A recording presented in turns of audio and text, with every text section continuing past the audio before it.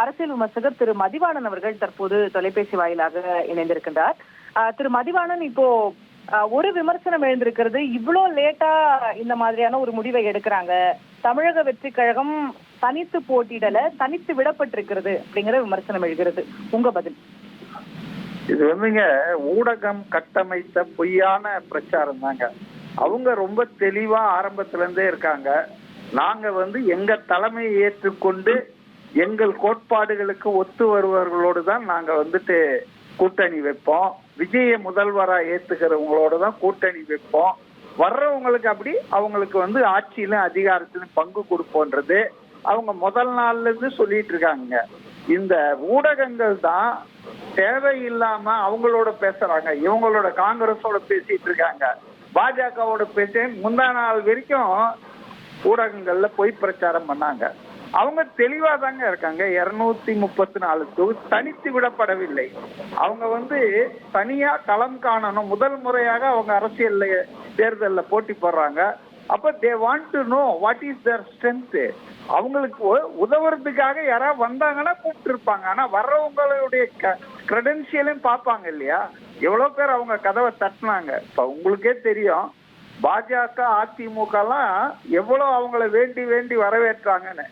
ஆனா இவங்க அதெல்லாம் சேர தயாரா இல்லைங்க. அவங்க தெளிவா இருக்காங்க. ஊடகம் கட்டமைத்த சரியான பிரச்சாரம் தானே தனித்து விடப்பட்டார்கள்னு. அவங்க தனியா தான் போறதுன்றதாங்க ஆரம்பத்துல இருந்தே முடிவு. 234 தொகுதிக்கும் ஸ்கிரீனிங் எல்லாம் பண்ணி கேண்டிடேட்ஸ அவங்க ரெடியா இருக்காங்க. அடுத்த சில வாரங்கள்ல எல்லாத்தையும் அவங்க ரிலீஸ் பண்ணுவாங்க. திரு மதிவாணன், இப்போ தனித்து நிற்பதனால வாக்குகளை பிரித்து அவர் திமுக மீண்டும் ஆட்சிக்கு வரதான் உதவ போகிறார் அப்படிங்கிற ஒரு விமர்சனமும் இருக்கு. அதாவதுங்க என்ன பொறுத்தவரையிலங்க 234 தொகுதியில ஒரு 4 தொகுதி 3 தொகுதியை தவிர 200 தொகுதியில 4 முனை போட்டி கிடையாதுங்க. 3 முனை போட்டி தான் நடக்க போகுதுங்க. புரியுதுங்களா? நாம் தமிழர் கட்சி ஒரு 2-3 தொகுதியில தான் அது 4 முனை போட்டியா அது உருவாக்கும்.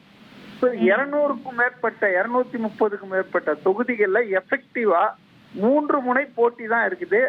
அது அதிமுக, திமுக, தவேக இந்த 3 போட்டிகள் தான் பலமா மோத போது.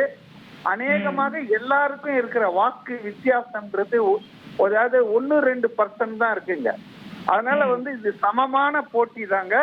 இதுல யார் வெற்றி பெற்றாலும் யார் வெற்றி வாய்ப்பு இழந்தாலும் அது ரொம்ப நேரோ மார்ஜின்ல தாங்க இருக்கும். அதனாலதான் திமுக ஆரம்பத்துல இருந்து 210 ஜெயிப்போம், எல்லாத்தையும் ஜெயிப்போம்னு சொல்லிட்டு இருந்தவங்க 5 சீட்டு 4 சீட்டு 3 சீட்டு 1 சீட்டுன்னு எல்லாரையும் இழுத்து போடுறதுக்கு காரணமே they are not sure about their victory.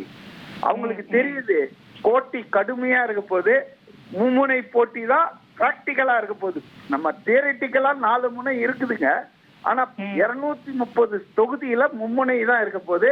அதுல Vijay as a first time political leader and political party டிவிக்கு அது இந்த அளவுக்கு வரும்னு யாரும் எதிர்பார்க்கலைங்க. அதாவது அவர் இங்க ஜீரோல இருக்காருங்க இன்னைக்கு.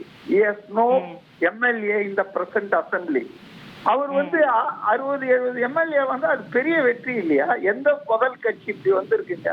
எம்ஜிஆரை விட்டுருங்க, 1977 எம்ஜிஆர் ஆட்சியை பிடிச்சாரு, அது வேற விஷயம். ஆனா அதுக்கு முன்னால அவர் 5 வருஷம் கட்சி நடத்தினார் 72ல இருந்து. அது இல்லாம ஒரு 30-40 வருஷம் திமுகல இருந்து பிரபலமா இருந்தவர் அவரு. அது மாதிரி இல்ல இன்னைக்கு விஜய் 2-3 வருஷத்துலதான் இந்த அளவுக்கு உச்சத்தை எட்டியிருக்காரு. அதனால மும்முனை போட்டிங்க, யார் வேணாலும் ஜெயிக்கலாம், யார் வேணாலும் தோக்கலாம், இதுல சந்தேகமா இல்ல. ஆனா விஜய் ஓட்டை ஸ்பிளிட் பண்ணி இவரை ஜெயிக்க வைப்பாரு, அவரை தோக்க வைப்பாரு, அதெல்லாம் சும்மா கட்டுக்கதைகள்.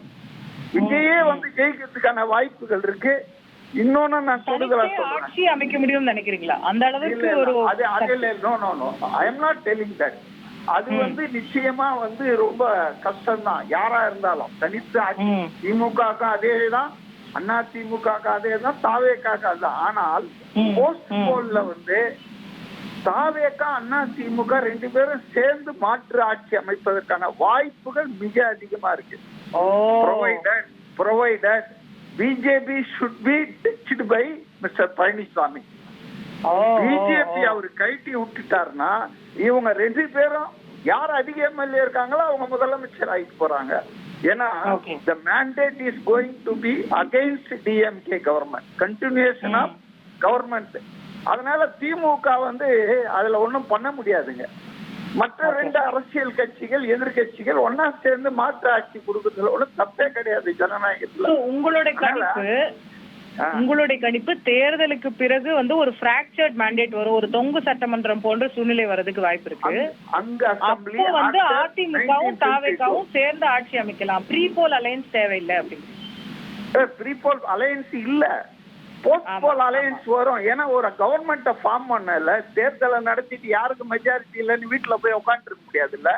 You have to form alternative government இல்லையா, கவர்னர் ஆட்சியை விட முடியுங்க.